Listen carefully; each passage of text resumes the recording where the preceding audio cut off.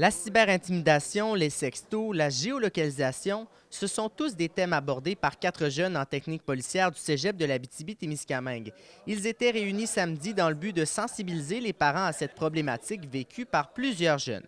On touche vraiment au niveau de la cyberintimidation, des sextos, de la géolocalisation et des réseaux sociaux qui sont pas mal les plus grandes problématiques qu'on retrouve dans les écoles secondaires, au niveau secondaire 1, 2 et même parfois 3. En collaboration avec la Sûreté du Québec, ils souhaitent outiller les parents et les jeunes afin de faire face à cette problématique. Principalement les parents qu'on veut sensibiliser aujourd'hui. C'est sûr que on est dans un tournoi Benjamin de basket, fait que les jeunes aussi. En même temps, on en profite pour les informer parce que c'est souvent eux les victimes ou les suspects dans ces événements-là.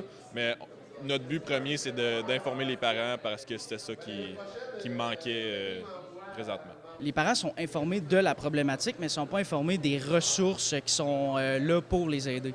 Donc, nous, ce qu'on vient faire par rapport à ça, c'est qu'on les informe de la problématique, mais on informe aussi des ressources qui sont là. Ce kiosque présenté samedi peut réellement aider à faire prendre conscience de cette réalité aux parents et même aux jeunes. C'est du moins l'avis de Jacob William, co-instigateur du projet. Donc, cette formule-là, je pense qu'elle est quand même gagnante. Puis les gens, ils sont quand même généralement contents de nous voir ici aujourd'hui, puis d'être là pour un peu une mission commune, là, donc généralement positif. Pour ces étudiants de la technique policière, le message qu'ils souhaitent passer est clair. Pour tous les parents qui nous écoutent, le mot qu'on aurait à dire, c'est vraiment parlez-en avec vos enfants.